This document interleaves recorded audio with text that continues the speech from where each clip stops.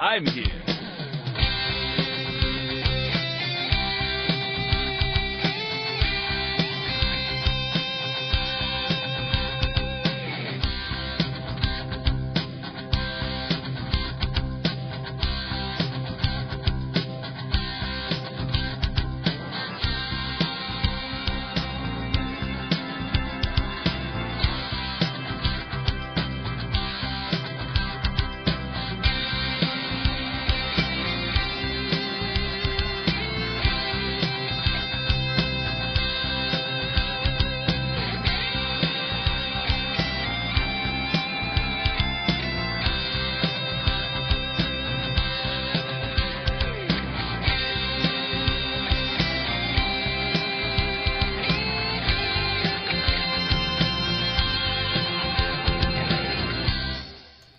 What is going on, everybody? Welcome to the Joe Michalec Show. My goodness, I'm so happy to be back. You have no idea how happy I am to be back. I'm sorry I was out last week. Did you miss me? Because it just feels great to be back. I mean, you guys are my drug. I mean, I'm just... Oh, you guys are my drug. I can't... Just happy to be here. Really, it's great to be back. And I really do appreciate all the messages I got. I got texts, I got messages, I got emails, I got replies on the Facebook post when I had to send my regrets that I would not be able to air last week. Oh my God, you guys, I was starting to feel weird on Saturday, and then during the course of Sunday, I was just going downhill. And then by Sunday night, I mean, like 5 o'clock, I'm like, there's no way. There's no way, because it's just getting worse and worse and worse. And I had to make the decision, so I wasn't making the decision at the very last minute. So thank you very much. I'm humbled by all the responses I got. You guys are awesome. Got a lot going on tonight on the show. Got a lot of stuff I got to cram in here. And but before I do that, I want to tell you, I got to get the business out of the way, really, right? I got to tell you how to connect with me. That's what I got to do. So if you want to come and join me online, visit me at joelmichalec.com. That's Joel, Michalec.com. You want to chat with me during the live broadcast? Sign up for free at Spreaker.com and log on while you're listening to the show. And then the chat window is available. Mr. Tony Richards, my producer, over there in the chat. Hello, good evening, Tony. And follow me on Facebook at JM Talk. Follow me at Twitter at WQYB Radio. That's the buzz, the biz, the buzz, the business. Got to get that out of the way first. You hear these papers? If you joined me on Facebook Live right before the show, then you saw the papers on my desk. And I was telling the people that were viewing that this is an unscripted show. I mean, these are bullet points and stories, but I certainly don't sit here and read from a teleprompter or a script or anything like that. I am what I am. So, but we got a lot going on tonight. I want to talk about the Parkland, Florida school shooting, which I cannot believe. I went back and looked. I mean, just like 3 weeks ago, we were talking about a school shooting. So, but anyway, so we're going to talk about that. Got to talk about Delaware. Delaware. You're not going to believe what these people in Delaware are trying to do. Or maybe you will believe it if you know Delaware like I know Delaware. So we're going to talk about that. I have our first ever Wombat of the Week. And this is a whammy. I mean, this is like the best Wombat of the Week, I think. I already have a personal, a personal goal of mine to see if it's even possible to beat this Wombat for the rest of season 1. Because you're going to find out this is a pretty tough one to beat, I think. And then later on in the show, I got a big announcement I want to share with you all. And you may be thinking, big announcement? What's going on? Well, you might be able to take a hint from the fact that you noticed that that joelmichalec.com is the website I was plugging this week. So just a little bit of rebranding going on, but there is a major announcement that, sure, goes along with that. I'll leave that for you to think about. What is he talking about?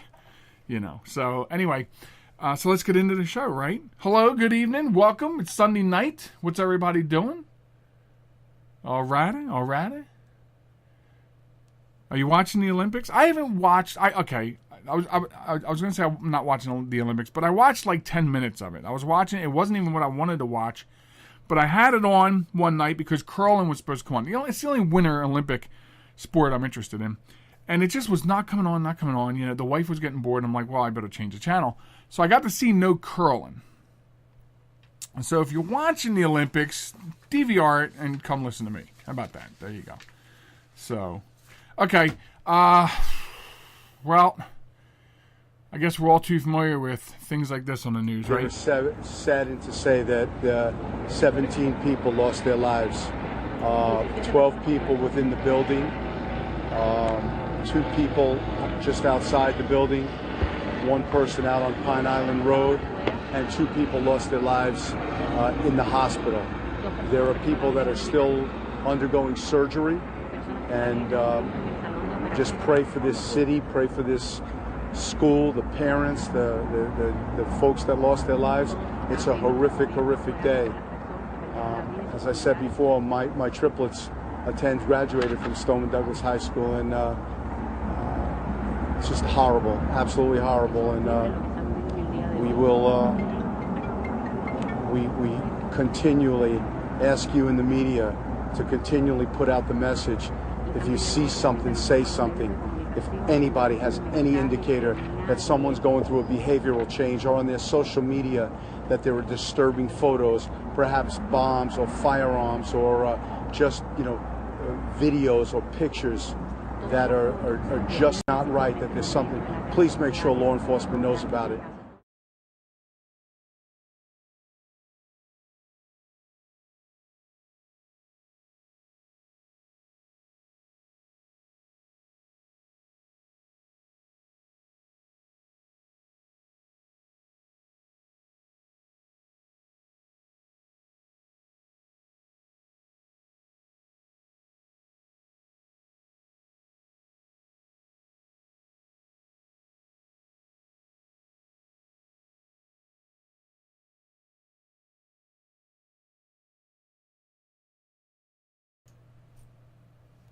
I don't even know where to start. We just had this conversation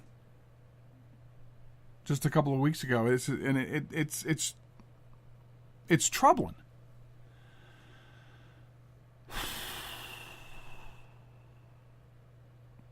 But here we are again. Now, I went through, as I said earlier, and I said on the Facebook Live, I've gone through versions and versions of how I wanted to approach this story. Obviously, 2 weeks out, it's still a hot item. And when I announced that I was ill last week, I did say stories would hold. I knew this one would hold. As you know, if you've been listening from the beginning of the reboot of my program, I said that we might teeter, but we will not have discussions, heavy political discussions, because you cannot have rational political discussions anymore. And so I've made that clear, and that's one of the reasons why I kept going through different versions, because I don't want to teeter. You can go get your political opinions from Facebook, which I don't recommend. That's very sarcastic of me to say that, but that's everything and anything is out there for the taking. And so I had to think to myself, how do I want to approach? What do I want to take from this to discuss on my show that is relevant, that is important? I mean, there's a lot of things important about this. We're not going to talk about gun control, but that is one of the important things, but we're not having that discussion. And I thought to myself, there is an angle. There is something that I need to discuss that is more important. And it's the failure of law enforcement in this particular case, as well as others. And I've said it before, and I sort of get tired of saying it after any mass casualty event like this. Whether it's it's a school, whether it's a military base, whether it's a hospital, whether it doesn't a workplace, doesn't matter. I get tired of hearing things like the FBI knew about it. The FBI questioned so-and-so. did nothing, released. It's always something. And in this case, there was failure on both, not only the FBI, but also the Broward County Sheriff. So, and that's a problem. And so then I had to figure out how did I want to present it. So I went and chased down the facts, and I got a really good timeline that was put out. This is disgusting, a 2-year timeline of law enforcement failures to stop the Parkland school shooting situation. So I'm going to run through them and try to watch my time. It is my show. I may or may not get to the break in 10 minutes. Who knows? But here we go. So let's look at it this way. Let's take a look at this timeline. Let's go all the way back to February 5th, 2016. Broward Sheriff's Office received third-hand information by neighbor's son that Nicholas Cruz planned to shoot up the school. That's a quote. The caller, who remained anonymous, warned the sheriff's office of an Instagram post by Nicholas Cruz in which he allegedly posed with guns and threatened to shoot up his school. Sheriff's office determined that Cruz possessed knives and a BB gun, quote-unquote, and informed Scott Peterson, an officer at Marjorie Stoneman Douglas High School. September 28th, same year, 2016. A peer counselor of Cruz's reports that Cruz may have attempted suicide by gasoline ingestion, was cutting himself, and wanted to buy hunting guns. Cruz was also reported as owning hate-related symbols. Behavioral health therapists said Cruz didn't present immediate risk to himself or others, and the Florida Department of Children and Families asserted that Cruz was mentally stable. According to the Miami Herald, Cruz's mother, Linda, also said that day that her son, quote, wrote hate signs on his book bag and had recently talked of buying firearms, end quote. September 24th, 2017. YouTube user Nicholas Cruz comments on a video with his intention to become a professional school shooter. According to the Miami Herald, the comment reported to the FBI in Mississippi, which fails to make the connection with a Cruz in South Florida. November 1st, 2017, after Linda Cruz's death, Catherine Blaine, her cousin, calls police to alert them that Nicholas owned rifles and asked that the sheriff's office come and collect them. However, a close family friend ended up taking the firearms, according to the sheriff's office. November 29th, 2017. The woman who took Cruz in after his mother's death calls the sheriff's office and says he was fighting with her 22-year-old son and shared worrisome details. Quote, Cruz bought a gun from Dick's last week and is now going to pick it up. End quote. The woman said, adding that he bought tons of ammo and had used a gun against people before and put the gun to others' heads in the past. According to the police report, Cruz apologized for losing his temper, and the family did not want to have him arrested.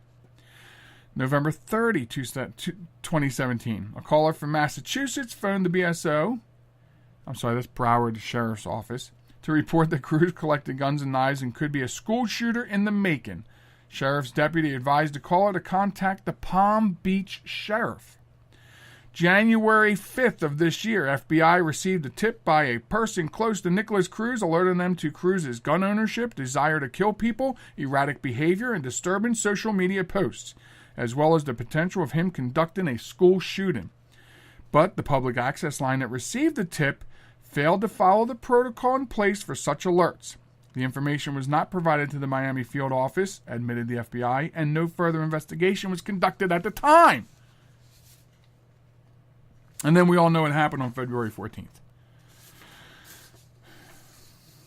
So what I found interesting, and of all the news clips I could have got the audio and shared with you, I shared that one by the sheriff, because he said, he said that he wanted the media to reiterate for them the need that if you see something, say something. And it makes me wonder, why? I mean, why would you want that point reiterated when people saw something and said something and you did dick? I mean, and it's not just you, but the sheriff's office is at fault. It's also the FBI. I mean, let's go back to what the FBI said. The information was not provided to the Miami field office, and no further investigation was conducted at the time. The FBI public access line that received the tip failed to follow the protocol in place for such alerts.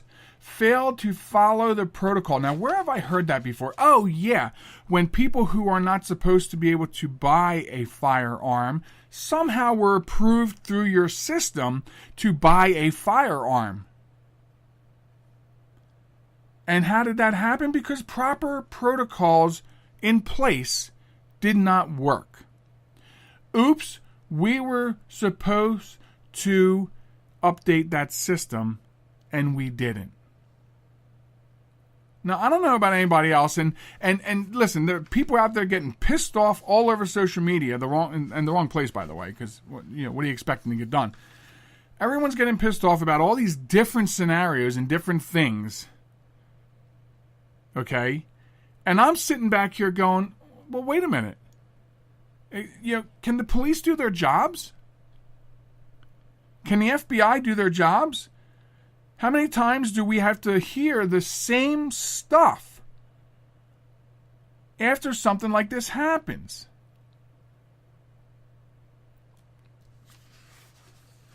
That's what really ticks me off.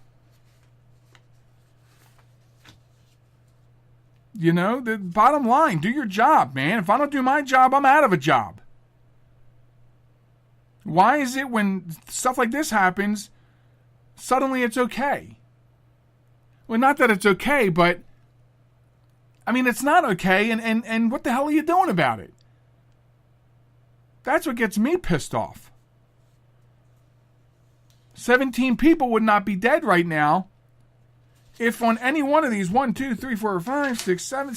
dates over the last 2 years, somebody did some real police work. I'm not opposed to somebody who has been visited all these times and interviewed all these times by the sheriff's office. I mean, if you want to do something about this person, how did he get the guns? Because, believe you me, telling a criminal they're not allowed to have guns or telling someone that they're not allowed to have guns doesn't mean they're not going to get guns. Do you ever tell a kid you can't have that candy? Do not touch that candy. You can't have that candy. Turn your back for 2 seconds and they'll have fudge all over their face. It's not the way it works.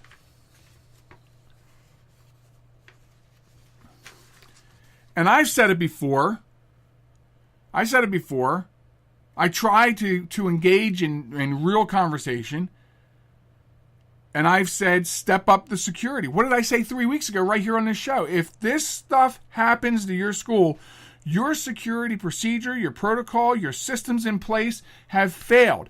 Do something. Everybody's screaming. We have 16-year-old kids that want to now control the government, and they want gun laws right now. First of all, excuse me, can you remove the Tide Pod from your mouth? I can't hear what you're saying. But second of all, everybody wants the government to do some sort of magic wand thing. And while you're wasting all your energy for that, yesterday, you could have fixed your security problem in your school. Yesterday, you could have been revamping what is being done in the system, all the schools. You want to protect our children? Stop relying on some magic wand theory with the government and look at your procedures. You can do stuff now that does not require the government to do it for you. I'm not saying we don't have things to fix. We got a lot of things to fix. But if you looked at what goes on in Washington, if you're waiting for Congress or the president to do something like that, then you better like watching paint dry. 6 times over the last 2 years, something could have been done that did not involve 16, 17, 18-year-olds having to hold rallies and lay down on the street and call for gun laws. You could have done something.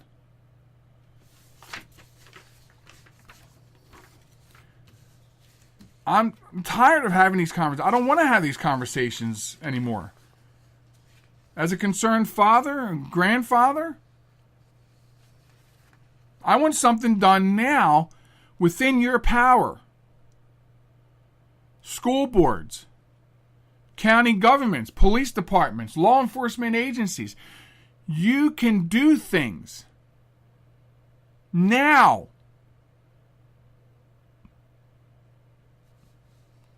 To fix this. And that's about as rational of a conversation that I'm willing to have here on the program. I'm sorry if I lost my cool a little bit, but, I'm pretty pissed off about this.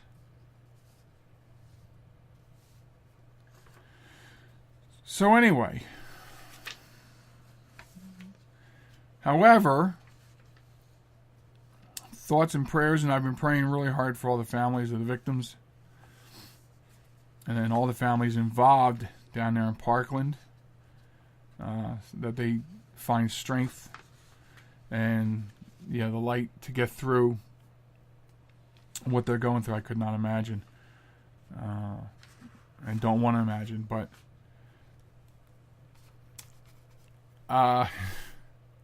okay, I'm gonna take 90 seconds, and we'll come back right after this. So I use my computer every day. I'm not even sure how I get along without it. But I wasn't prepared for a virus. A Trojan, they called it. One night I'm cruising along, and the next night I can't do anything. I was afraid it was going to cost me a fortune. Boy, was I surprised. They had me back up and running the same day I called them. I really like PC Tech Rescue, and you know what? My wallet likes them too. Are you troubled by computer problems? PC Tech Rescue should be your very next call. Whether the problem is viruses, hardware, software, or any other issue, they can diagnose your problem and have you back up and running fast. With more than 25 years of industry experience, you can be sure you are getting dependable and affordable service. Call today, 484-429-6061, or email us at pctechrescue@gmail.com.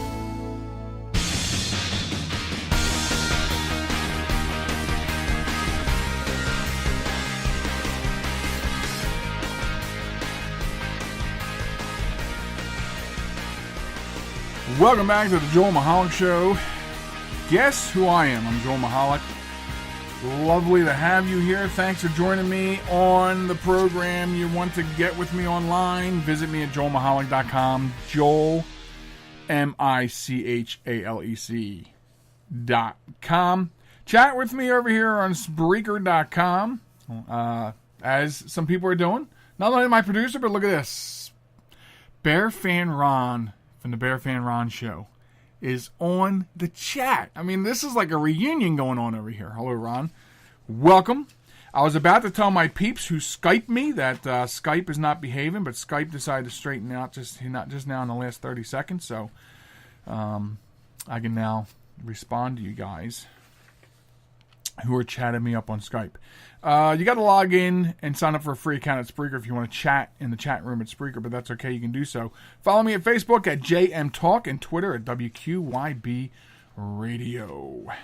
So, let me put that page back in the back here of the book. And sticking with our theme of schools, and this is it's interesting. Just before the break, I said that school boards and can be doing things to improve situations, the bad situations out there. But now I'm going to talk about. Let me rub my temples here because what's that pain going down my left arm? I can't believe people.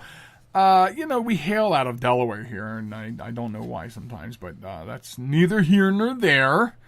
Delaware is one hell of a Democratic state. And I got to tell you about this, and this could very easily have become a Wombat of the Week, but it sort of ties in to the recent school shooting only because of the one phrase I said, that school boards need to be doing something. They can do things yesterday to improve these situations. So I want to tell you what the school system in Delaware is working hard on. They're working very hard on this. This is very groundbreaking stuff here. Okay, a proposal that would let students in the state of Delaware as young as 5 years of age choose their own race and gender identity without approval from their parents. And can you imagine that this has sparked a bitter debate here in Delaware? Can you imagine that? As young as 5. Groundbreaking stuff. Necessary things from the school board. Okay, under Regulation 225, schools would be required to provide access to facilities and activities that are consistent with a student's gender identity, regardless of the child's sex at birth. That includes bathrooms, locker rooms, team sports, and adhering to the child's preferred name. And under the proposal, students could also choose their own race. So, that's that. And what's getting a lot of parents pissed off is that the new regulation does not require schools to inform parents of the child's decision. Instead, the policy advises administrators to assess the child's well-being before disclosing the information to the child's parents. And that's because they're afraid that the children, if they feel troubled or they have some sort of fear of talking to their parents about these things, then it should be okay to hide that from the parents. Hello! As young as 5, they can change their race. Can they do this weekly? Can they choose to be an African American this week because of certain things that are beneficial to them, and then maybe next week they can identify as a Native American, and then maybe get into college, for free? I mean, come on, people! Is that how we're really going to do this? I mean, is it changeable by the week? I mean, what happens when they start saying they identify as a Labrador Retriever? Then do you have to send them to required obedience classes? And doesn't this smell a little bit like overreach by the school system, the school government? I mean, deciding on your own whether you're going to tell the parents or not that the child's going through this? I mean, this stinks. There's nothing else you can spend your hard... Oh, that's right. I did pull the 7 pages of the proposal. I actually pulled the actual proposal, and of course, this isn't going to cost much money at all to the administrations, obviously, because it's not that it's a lot of costly administrative paperwork or anything. These are just, they're just decisions that they're making, and it's not going to cost you, the taxpayer, any more money. Well, it's going to cost you a lot less information, though, because they're not going to tell you anything. I mean, does that work for you guys as parents? I don't know. I mean, it doesn't work for me. And look, we know we got some identity crisis and race crisis. We've seen this now for, I don't know, the last how many years, I don't know. And I don't know where it's coming from, but it's here. It's here, it's there, it's on the table. We have to deal with it. And I don't know, maybe it's just me, but I think that any normal parent or parents would deal with this in a rational way. I mean, why? What gives the school system any type of indication that they should not be talking to the parents about what's going on? I don't understand that part of it. Delaware PTA President Terry Hodges, she says, "I would be livid if the school allowed my daughter to make such a significant decision without me." She says, "I want to protect the children, but we cannot pick and choose when we're going to engage the parents." I'm all for that. I get it. You want the anti-bullying in place. You want, anti-discrimination in place. But I just don't understand this step here. I really don't. Governor John Carney's office releases the following statement, says this regulation is about protecting guidance that will help school districts ensure that all children feel safe and comfortable at school. It was drafted by a development team that includes parents, educators, school district leaders, students, and school board members from across the state. Students. See, there it is again. I don't know. But there it is again. We're asking students to look at these proposals for these changes. And is this the same? This is the same generation, right? The 2 weeks ago we were telling them that they shouldn't eat Tide Pods. Am I correct? I mean, I just read something that I hope to God is not true, but there is now a movement of trying to get the voting age lowered to 16. Hello? This is like the world going wild.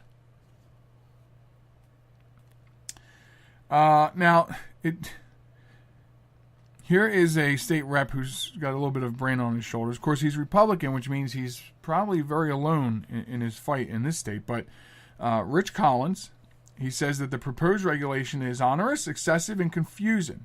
He says that current anti-discrimination policy is concise and efficient, and replacing it with a multi-page regulation is a distraction. I agree.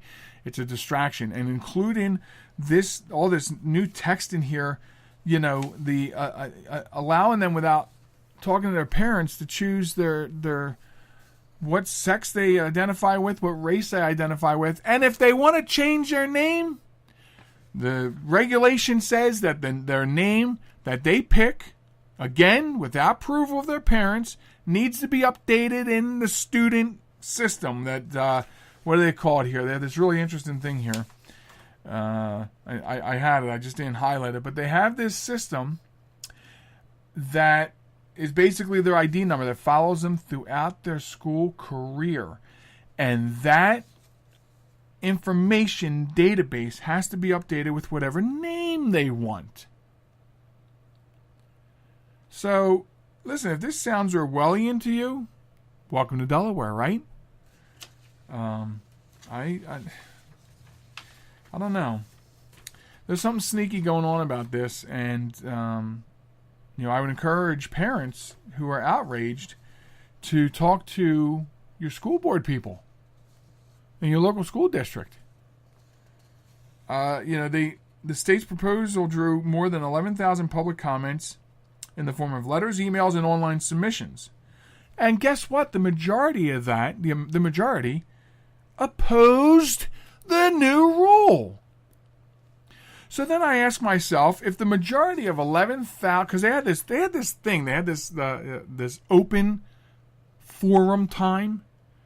They sort of ping, shot this out there, and they were like, well, we'll let it sit out there and see if A, anyone sees it, and B, what kind of comments we get.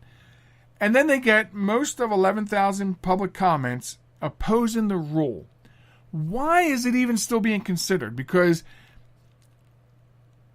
isn't that like when the PTA is against you and parents are against it, and you're just going to keep going with it anyway? I don't understand.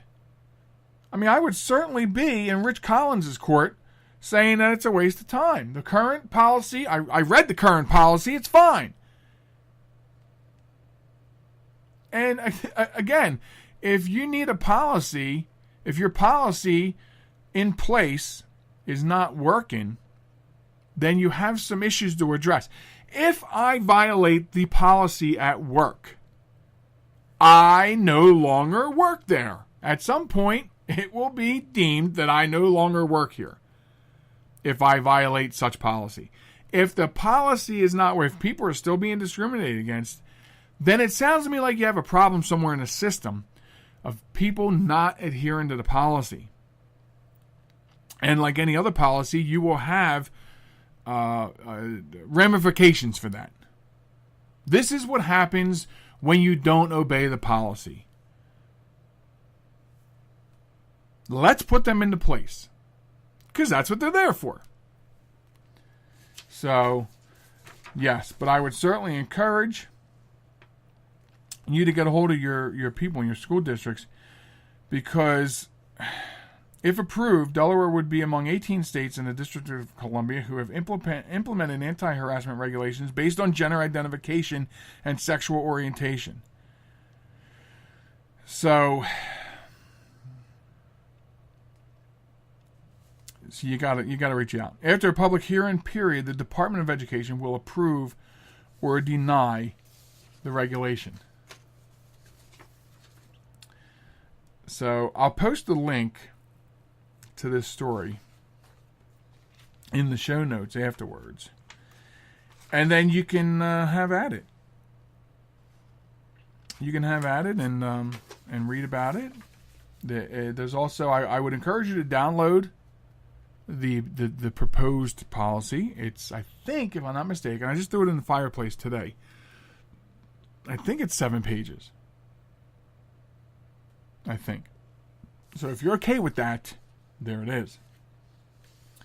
So now I transfer that story over there, and that will officially end our talk about school things. I think I titled the show "School Daze," D-A-Z-E, because I'm in a daze about all this.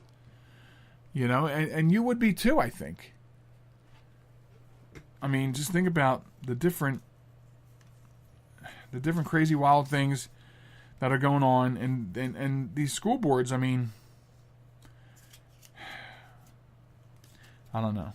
We should, like Congress in general, we should get rid of them or return them all. But anyway, I just want to teeter. I'm not going to get into it, because even on the school board local level, you're dealing with political garbage. And I don't really want to have that conversation. But I brought you the news and opinion of it. But I think that there needs to be some real communication. So if you live in Delaware and you have children or grandchildren that are in the school system, if this worries you at all, and I think it should, I would hope it does, then you have to make some phone calls. You have to get involved. I'll be the first one to tell you, I don't usually go to school board meetings, but, this is the first time I've seen something that was just so blatant. Like, so crazy, right? That, you got to go and make yourself heard. I mean, a lot of people have. I just don't know how they can continue on with it with such opposition. It's crazy. But anyway, I need to drink some of this cold stuff over here for my throat. So I'm going to take a real quick break and come back. And then we got the last segment to get through. See you in a minute. This message is for all of you sitting in the passenger seat. And apologies if it gets a little uncomfortable, but how does it feel to be at the mercy of someone who thinks a random text is more important than your life? Someone who takes their eyes off the road while speeding along in a 3-ton hunk of steel. Freaky, right? Well, why not just ask them to stop? Or better yet, volunteer to text for them. It might be a little awkward, but believe me, you'll live. Learn more at StopTextStopWrecks.org. Brought to you by the Ad Council and the National Highway Traffic Safety Administration. Broadcasting from a crummy little studio in Baltimore, Maryland. This is Reality One Radio. You see why we need your donations?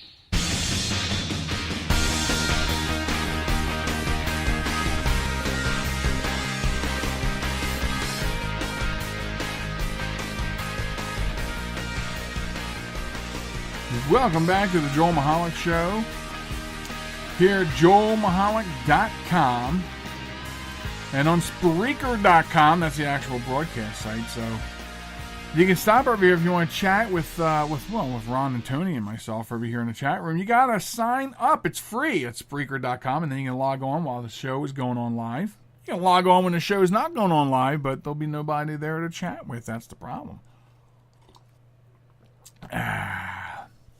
Also, follow me on Facebook at JM Talk and Twitter at WQYB Radio. And that's that. So, Wombat of the Week coming up here in a couple moments, and we'll talk more about that. What it is, if this is the first time you're hearing about it, how we're going to play, and how as we go along the highway, picking up more people each week for the show, we'll turn it into some sort of audience participation, but not quite yet. However, a big announcement I have, and it's sort of I'm really excited about it. I've been working on it probably as long as I've been off the air. So, not that has anything no negative connotation, other than the funny fact that I only wanted to take a few months off and wound up being off the air for 2 years. But during that 2 years, there was a lot of things going through my head on what coming back meant. And so, as you can see, suddenly this week I'm advertising JoelMichalec.com. Right now it forwards to the Facebook page. And that will change somewhere down the line as I'm having the new website built. And it will, so that'll go into play also when this other thing happens. And what's happening is, I've been dying to tell you, is we got some pre-production going on. I mean, that 2 years, that was like ideas, a lot of stuff on paper, scribble it out, crunch it up, throw it in the fireplace. Well, now we're in pre-production on a web series. A web video series by me. And it's exciting stuff. It's a web series that will be on YouTube, and you'll be able to get to it through the Facebook page and the JoelMichalec.com site. You'll be able to land there and then go, I want to listen to the show. I want to watch the video series. The video series is going to be called How Stuff's Done. You're going to love this thing. You're going to love it.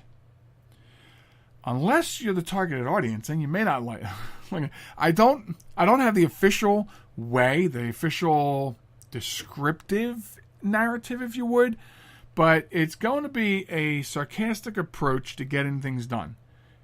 And it will be targeting, it'll be targeting lazy kids. It'll be targeting college graduates who are still living in mommy and daddy's basement. Maybe if you're watching one of these short videos and you're a lazy husband, then maybe you might feel like it's targeting you. I don't know.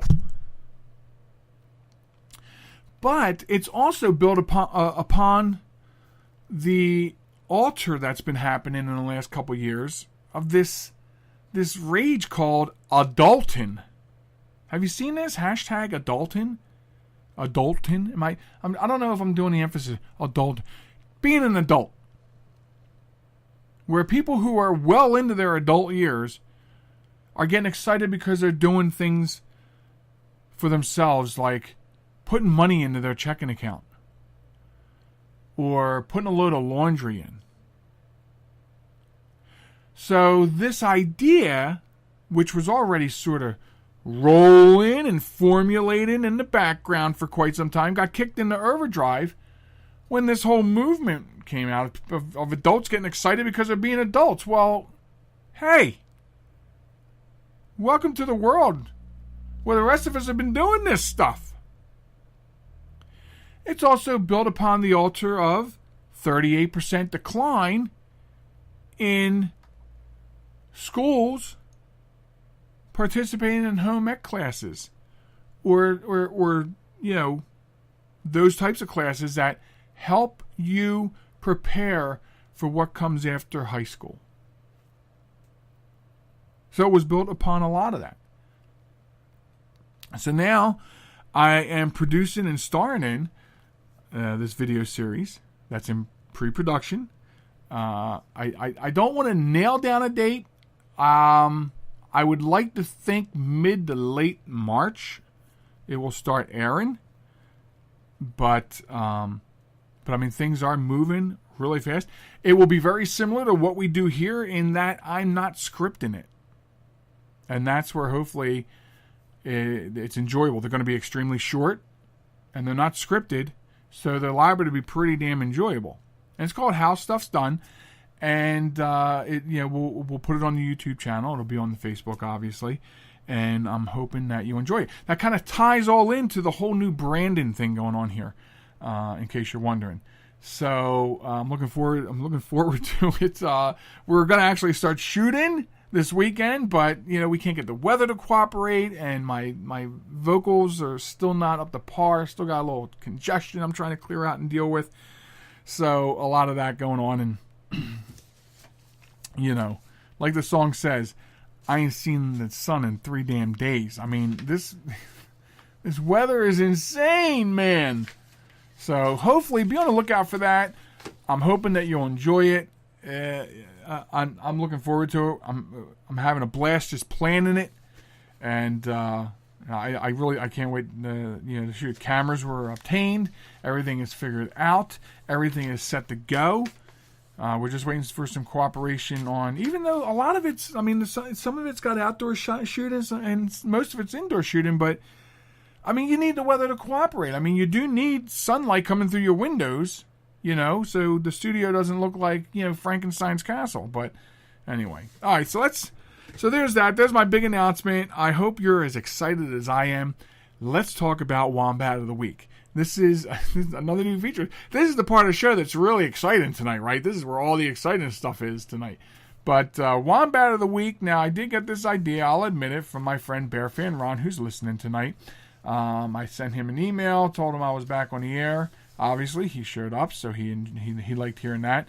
And I told him about my idea and how it is similar to his Ask Clown of the Week. And he had no problem with me taking the bull by the horns and running down the street with it. So here's how it's going to work right now. Right now is I'm always encountering idiot stories, and it's my own fault because I used to read them for fun, and now the problem is I'm getting slammed by different websites about them. And I also want you to know that if you see a story out there of stupid people doing stupid things, idiots doing idiotic things, I want you to send them in to me for review. Right now, I'm just reviewing all the stories, and I kind of decide on myself. Now, that's because, we're fairly new at this. We're collecting people as we run down the highway here. We're getting some new visitors each week. We're getting some new listeners each week. And more so on the downloads and the live feed, and that's fine. But as we build live listeners on a regular basis, then I want to kind of shift it and go, well, here's 2 or 3 stories. Now, this is a little more molded towards the way Ron did it, but here's a couple of stories, and I'm going to want the audience to vote. But right now, because of the limitations and brand new show and brand new segments, and we're collecting people, I'm picking them. I'm picking one. So I've already went through the course of the week. I've already gone through selection, and then I had one picked out, and it's funny. That's next week's now because I came across this one, and my personal goal now is to see if we can even beat this season at all, which will end in December. So it's a long time to go. We still got a lot of weeks to go. Can we beat this one? Because this Wombat of the Week is amazing. So I thought about how am I going to do this. I'm going to flat out just go with giving you the story title and then obviously read, portions of the story, discuss along the way. Maybe we'll laugh. Maybe you'll laugh. Sometimes it may not seem funny after the fact, after you think about it. This is kind of one of those stories. But here's the title. Georgia blaze involving 20 homes started by a woman who lost her home in a divorce, according to fire officials. That's right. A woman living alone in a home awarded to her husband in a divorce started a fire in a living room that quickly spread to 19 other houses, causing more than $1 million in damage. The woman who officials identified as Adrienne Satterley, age 41, started a blaze in a stack of mattresses in her home in Hiram, Georgia, then drove off with her 2 cats. She apparently, according to officials, drove around for an hour and wound up at a Walmart where she called the fire in. Well, her home and 3 others in the subdivision were destroyed completely. 16 others suffered fire damage. Fire officials said that Adrian Satterley started the fire in the home she had lost in the settlement. She has been charged with arson. Really? Charged with arson? I mean, she burned the neighborhood down. She's been charged with 14 counts of first-degree arson and 3 counts of aggravated animal cruelty. The sad part here is, the really sad part is, 2 dogs and a cat did die in this subdivision fire. So, she's also been charged with public intoxication. So, you can see why this is the Wombat of the Week. I mean, listen, divorces are tough. You know, they're not easy no matter what. Okay, so maybe I went through a fairly easy one, but obviously she lost her house. Obviously you're upset because you lost your house. But do you ever think to yourself, do you ever have this fleeting thought that something bad happens to you, maybe, and you say to yourself, I should have thought before I did that? You know how you get that thought? And then don't you sometimes, out of nowhere, just think to yourself, I really need to make sure I'm thinking before I do things. And if I'm the only one that's actually having these thoughts, then I'll be sure to get a CAT scan in the morning, but I can't be the only one. This is one of those instances where I think she really should have thought about what she was doing. I get it. You're pissed off. You lost your house. I get it. But maybe it's me. I could not envision myself being so pissed off that I would light the house on fire. So maybe it didn't occur to her what could have happened. But this lady will, she's going to be paying for this. If she thought divorce was her problem, she's got a lot of problems now. A lot of problems. I can't promise you that we'll be following this story. Actually, I can promise you we're not going to be following this story. It's here for the Wombat of the Week. So out of all the stories that I went through all week, this one here is the Wombat of the Week. And I'll be sure to get her picture up on the website as well.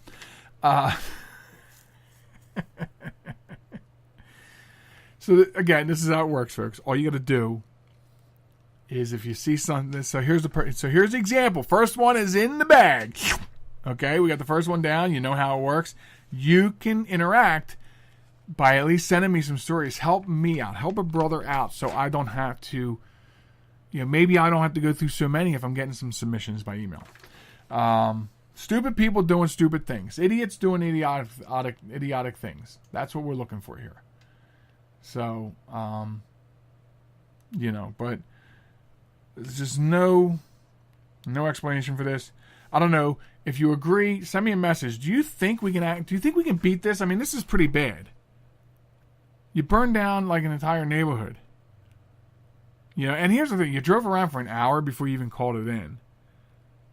And from a Walmart. I mean, listen, that's just like icing on the cake, right? I mean, you called in the fire, you started a fire because you're pissed off, and you called the fire in that you started from Walmart of all places, and it happened down in the South. I mean, listen, this is just, it's just coated with all kinds of innuendos.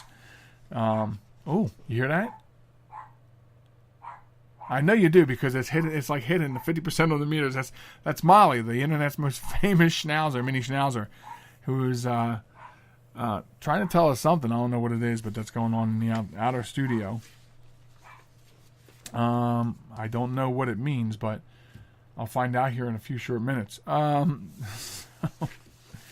on the way out of here, the blurb machine is giving me a blurb here, and you're going to like this, or maybe you won't. I don't know. Americans are having less sex or having sex less often. Amazing. Okay, declines have been reported for both genders and all races, regardless of religion, education, and work status. Well, that's good to know. That's good to know that if they're going to do a survey on how much sex we're having, that they've omitted gender and education level, work status, race, and all that other stuff. Americans from 2010 to 2014 had sex 9 fewer times per year, on average, than in the 1990s. And for married people, the drop was larger, from 73 times a year in 1990 to 55 times a year in 2014. Now, I merely bring these up at this part of the show because we're not going to have a deep discussion about it. We all know whether it's true or not in our own circles. I merely bring it up just as a chaser on the way out the door. That's really all I did. But I do have to make sure I put the big X on that because that way it doesn't get repeated like 10 weeks from now. I start repeating myself like some guy with Alzheimer's or something like that. But, so yeah. So, again, Wombat of the Week is Adrienne Satterley. We're going to get that story link and the picture of her up on the Facebook page. And also to remind you about Facebook at JM Talk, Twitter, WQYB Radio, and now and again, visit me at joelmichalec.com. Joel, Michalec.com. I'm not going to spell that out every week, so if you're a regular listener, just make sure you got it jotted down somewhere. Okay. So, Tony is wondering. I knew he couldn't resist getting something in on the way out the door here. Wondering if rubber trees are in short supply. And maybe Trojan is just slowed down on it. Maybe that works for the single people. But anyway. So, all the different ways you can listen to the show on demand anytime at Spreaker.com. Also, our YouTube channel. Post them. I know that's not an exciting place, and when you go to YouTube, you expect to see some video, which, as you heard, we're going to take care of that here pretty soon. But they're there too. But you can listen to them anytime. You can download them from Spreaker. You can put them on a CD. You can put them on CDs and make a big CD collection box set for your car, and just keep it in your car and listen to it all you want. Or you can give them away as Christmas presents. They'll be very valuable by Christmas. I promise you that. They'll be very valuable by Christmas. So that's all the different ways. Next week, great stuff. Please send in your Wombat of the Week entries during the course of the week. You can post them and message me on Facebook. That's really the quickest way, is go to the Facebook page. Or if you're a friend of mine on Facebook, or maybe if we're friends, you can text me. You can Skype me. You can do a whole lot of things to me. Just don't treat me bad. That's all I'm asking. So... in the meantime, be sure to join me next Sunday and every Sunday night, 8 o'clock Eastern. Now, if you went and DVR'd the Olympics, this is the time where you want to go watch them. Good night, everybody.